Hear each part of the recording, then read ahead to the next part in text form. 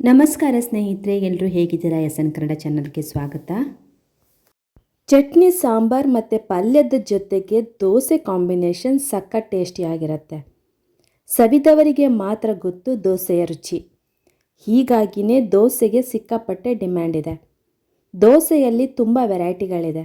Masala dosa, set dosa, ಖಾಲಿ ದೋಸೆ, ಈರುಳ್ಳಿ ದೋಸೆ, ಬೆಣ್ಣೆ ದೋಸೆ, ಹಾಗೆ ಮೊಟ್ಟೆ ದೋಸೆ, ಹೀಗೆ ನಾನಾ ಬಗೆಯ ದೋಸೆ ಖಾದ್ಯಗಳಿದೆ. ಪ್ರತಿದಿನ ಕೂಡ ದೋಸೆಯನ್ನು ಸವಿತಾರೆ. ಈ ದೋಸೆಯನ್ನು ಮೊಟ್ಟ ಮೊದಲ ಬಾರಿಗೆ ಯಾವಾಗ ಮಾಡಲಾಯಿತು ಅಂತ ಕೇಳಿದರೆ ಹೆಚ್ಚಿನವರಿಗೆ ಗೊತ್ತಿಲ್ಲ.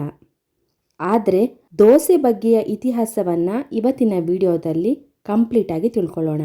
ಬೇಗನೆ ಹಾಗೆ ಸುಲಭವಾಗಿ ತಯಾರಿಸಬಹುದಾದಂತಹ ತಿಂಡಿಗಳಲ್ಲಿ ದೋಸೆ ಕೂಡ ಒಂದು. ಬೆಳಗಿನ ಉಪಹಾರಕ್ಕೆ ಮಾತ್ರ ಅಲ್ಲದೆ ರಾತ್ರಿಯ ಊಟಕ್ಕೂ ಕೂಡ ದೋಸೆನ ತಿಂತೀವಿ.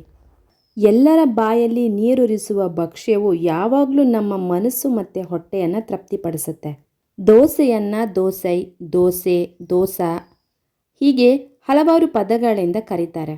ದಕ್ಷಿಣ ಭಾರತದ ಈ ಸವಿಯಾದ ತಿಂಡಿ ತುಂಬ ಗೊಂದಲಮಯವಾದ ಇತಿಹಾಸವನ್ನು ಹೊಂದಿದೆ.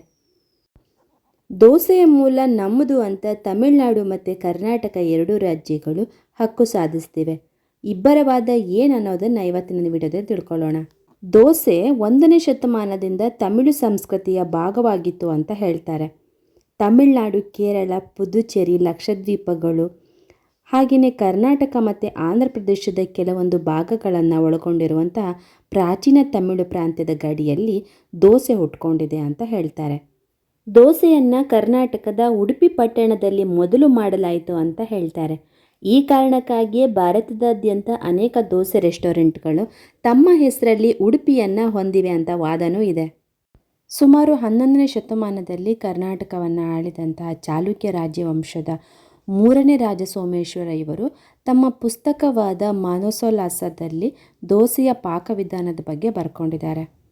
ದೋಸೆಯನ್ನು ಮೊದಲು ಎಲ್ಲಿ ತಯಾರಿಸಲಾಯಿತು ಅಂತ ನಿರ್ದಿಷ್ಟವಾಗಿ ಹೇಳೋದಕ್ಕೆ ಆಗದೇ ಇದ್ರೂ ಉಡುಪಿಯ ಬ್ರಾಹ್ಮಣ ಅಡುಗೆಯವರು ದೋಸೆಯನ್ನು ರಚಿಸಿರ್ಬೋದು ಅಂತ ಸೂಚಿಸುವಂಥ ದಂತಕಥೆ ಅಂತೂ ಇದೆ. ಬ್ರಾಹ್ಮಣರಿಗೆ ಆ ಕಾಲದಲ್ಲಿ ಮದ್ಯ ಸೇವಿಸೋದಕ್ಕೆ ಅವಕಾಶ ಇರಲಿಲ್ಲ. ಆದರೆ ಒಬ್ಬರು ಬ್ರಾಹ್ಮಣ ವ್ಯಕ್ತಿ ಮಾತ್ರ ಮದ್ಯಪಾನ ಮಾಡಬಾರ್ದು ಅನ್ನೋವಂಥ ನಂಬಿಕೆಯಿಂದ ಹೊರಗಡೆ ಬರಬೇಕು ಅಂತ ನಿರ್ಧಾರ ಮಾಡ್ತಾರೆ.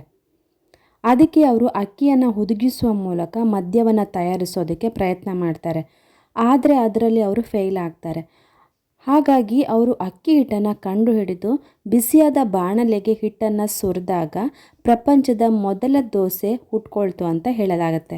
ಇನ್ನು ಈ ದೋಸೆಗೆ ದೋಸೆ ಅಂತ ಹೆಸರು ಬರೋದಕ್ಕೆ ಕಾರಣ ಅಂತ ಅಂದರೆ, ಮೊದಲು ದೋಸೆ ಮಾಡಿದಂಥ ಬ್ರಾಹ್ಮಣನನ್ನು ಬೇರೆ ಬ್ರಾಹ್ಮಣರು ದೋಷ ಅಥವಾ ಪಾಪ ಮಾಡ್ದ ಅಂತ ಹೇಳಿ ಆರೋಪಿಸಿದ್ರಂತೆ. ಹೀಗಾಗಿ ಈ ಖಾದ್ಯಕ್ಕೆ ಅದರ ದೋಷ ಅಂತ ಹೆಸರು ಬಂತು. ಕಾಲಾನಂತರದಲ್ಲಿ ಬದಲಾವಣೆಯಾಗಿ ದೋಸೆ ಅಂತ ಜಗದ್ವಿಖ್ಯಾತವಾಗಿದೆ. ದೋಸೆ ಕರ್ನಾಟಕದಿಂದನಾದರೂ ಹುಟ್ಕೊಂಡಿರಲಿ, ತಮಿಳುನಾಡಿನಿಂದಾದರೂ ಹುಟ್ಕೊಂಡಿರಲಿ, ತಿನ್ನೋದಕ್ಕೆ ಕಾದು ಕುಳಿತಿರುವಾಗ ಬಿಸಿ ಬಿಸಿಯಾದ ಹಾಗೆಯೇ ಗರ್ಗರಿಯಾದ ದೋಸೆ ನಮ್ಮ ತಟ್ಟೆಗೆ ಬಿದ್ದಾಗ ನಾವು ಅದರ ಇತಿಹಾಸದ ಬಗ್ಗೆ ತಲೆ ಕೆಡಿಸ್ಕೊಳ್ಳೋದಿಲ್ಲ ಅನ್ನೋದು ಮಾತ್ರ ಸತ್ಯ. ಈ ವಿಡಿಯೋ ನೋಡುವಾಗ ಯಾರಿಗೆಲ್ಲ ಮಸಾಲೆ ದೋಸೆ ತಿನ್ನಬೇಕು ಅಂತ ಅನ್ನಿಸ್ತು ಅಂತ ಕಮೆಂಟಲ್ಲಿ ತಿಳಿಸಿ ಸ್ನೇಹಿತರೆ. ಮತ್ತೆ ಮುಂದಿನ ವಿಡಿಯೋದೊಂದಿಗೆ ಭೇಟಿಯಾಗೋಣ. ಧನ್ಯವಾದಗಳು.